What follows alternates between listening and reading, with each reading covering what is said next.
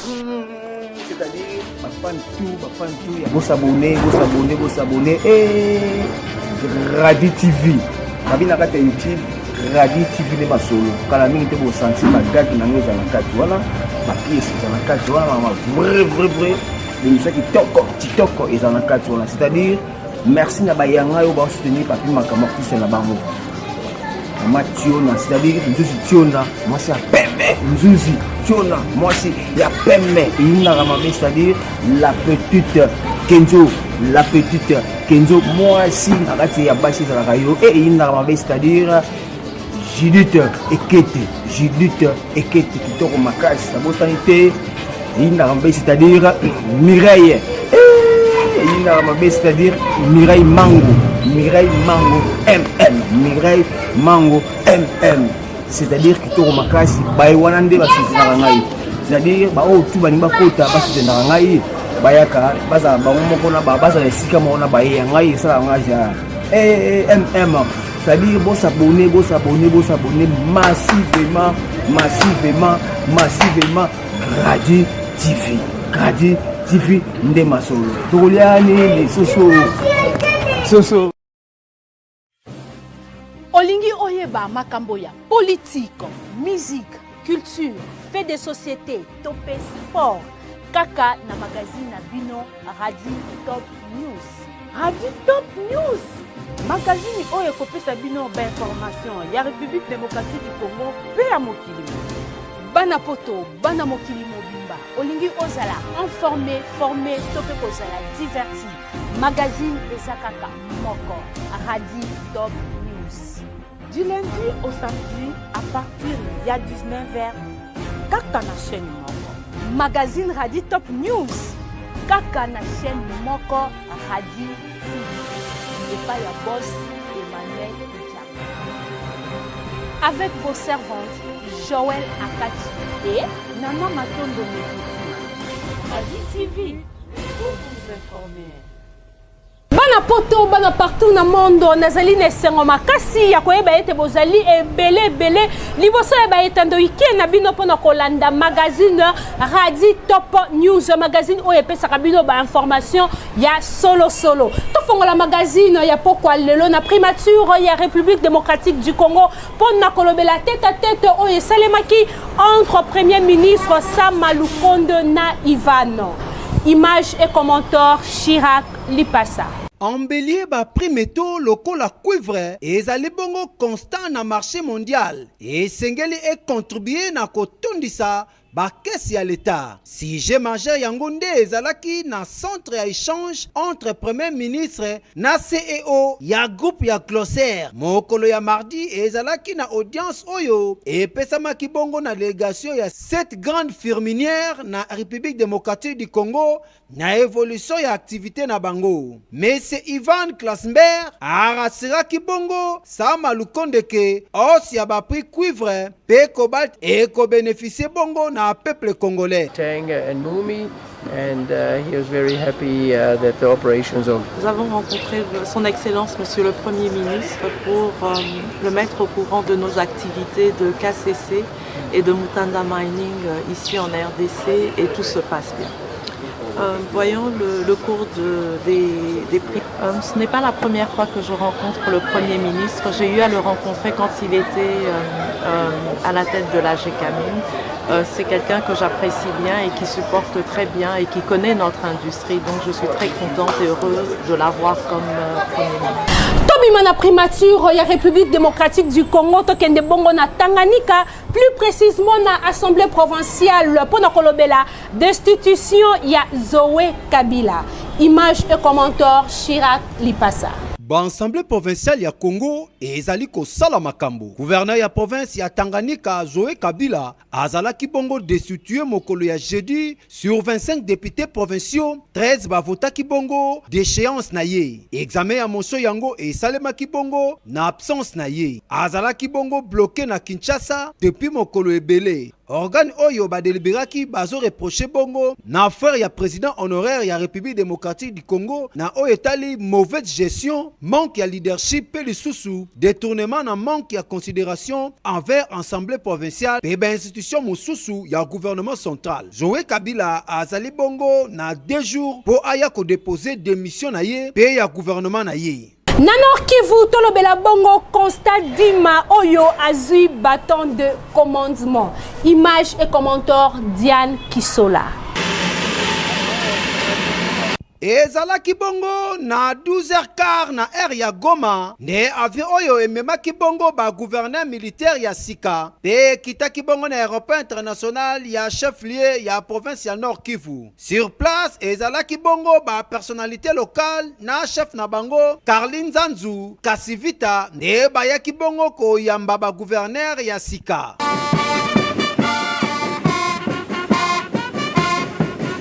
Population ezalaki bongo ebele pona koyamba bango. Et gouverneur yango bazwaki bongo direction ya gouvernorat pona cérémonie traditionnelle ya remise et reprise. Na sima ya kotanga procès verbal, Karlin Zazi Kasivita azwi témoin na ye comme successeur. Et le kakibongo na ambiance ya convivialité.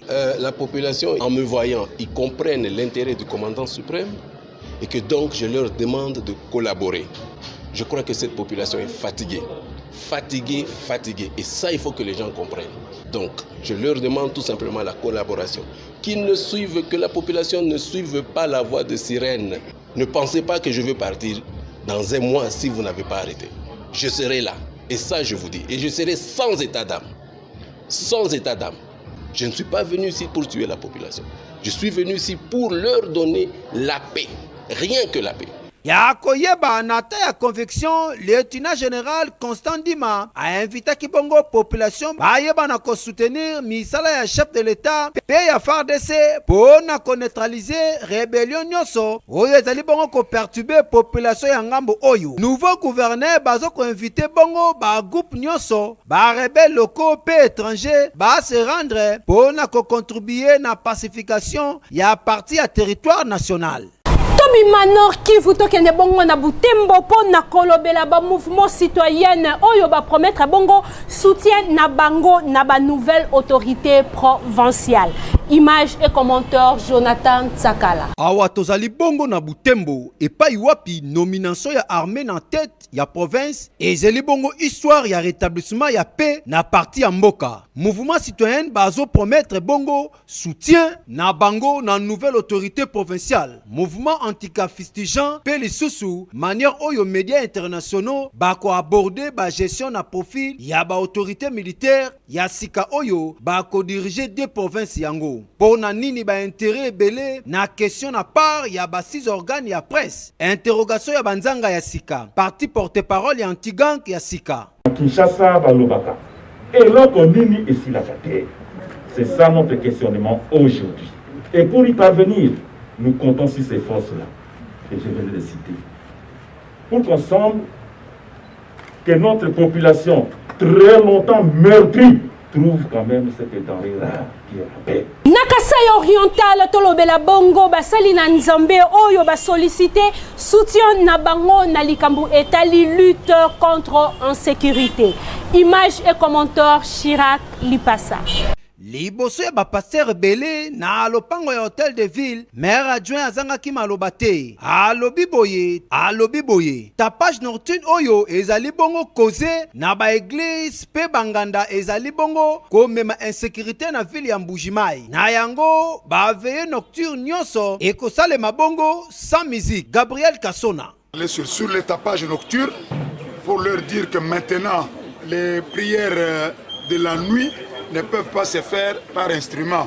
Les moteurs ne peuvent être allumés que pour l'éclairage, mais pas pour la sonorisation.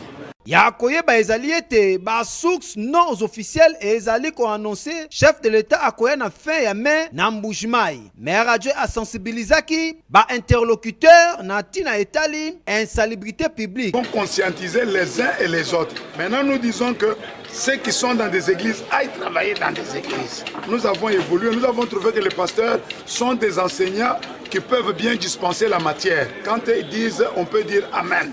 Tandis que quand quelqu'un d'autre dit, on sait riposter à ce qu'il a dit. Kaka na okwazo yango maire ya Mbujimai ba exhortaki bongo ba pasteur ba bosana te ko sambela on a problème o ezali na este. La République a demandé aux hommes et femmes de Dieu de prier pour tout ce qui se fait à l'est. Alors, mais il y a les hommes de Dieu ici à Mbujimai. Qu'est-ce qu'ils préparent? Ils sont en train de fouiner un peu pour voir qu'est-ce qu'ils peuvent faire dans les jours à venir. Na yango ba pasteur ba sambelaki pona province mobimba ya Kasai Oriental oyo ezali plongé na crise politique après déchéance ya gouverneur. Tokende bongo na province ya Lomami pona kolobela 4 présumés kuluna oyo bakangaki pe bazalaki bongo présenté liboso ya gouverneur ya Kabinda. Image et commentaire Diane Kisola.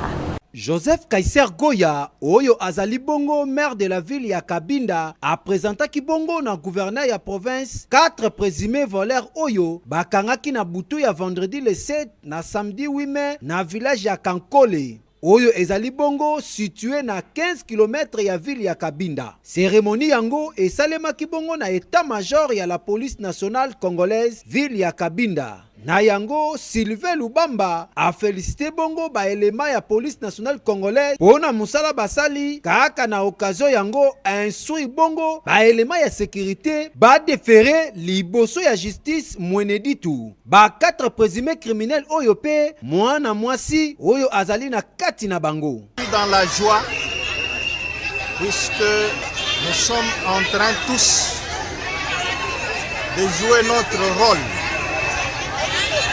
Nous avons dans notre rôle le devoir régalien de maintenir la paix, de sécuriser les personnes et leurs biens. La ville de Kabinda est un oasis de paix. Dans la ville de Kabinda, les gens doivent dormir et se réveiller sans problème. Mais vous m'avez saisi. Il y avait des gens qui opéraient, il y a même un groupe de gens qu'on appelle 600 démons et nous ne pouvions pas dormir. Il fallait chercher comment les traquer. Aujourd'hui, nous félicitons le maire de la ville, le comité urbain de sécurité, la police nationale congolaise, la population, la société civile, tout le monde, puisque chacun est en train de surveiller, de veiller pour que dans notre ville, nous puissions vivre dans la paix. Ces gens doivent être déférés directement devant les instances judiciaires et jugés. Une fois condamnés, ils doivent aller tous à Mweneditu. S'ils sont des Mweneditu, nous chercherons où est-ce que nous allons les envoyer. On ne peut pas les laisser ici. Leur prison, ils doivent la faire ailleurs. Pour qui ça magazine, il y a pourquoi le na image du jour.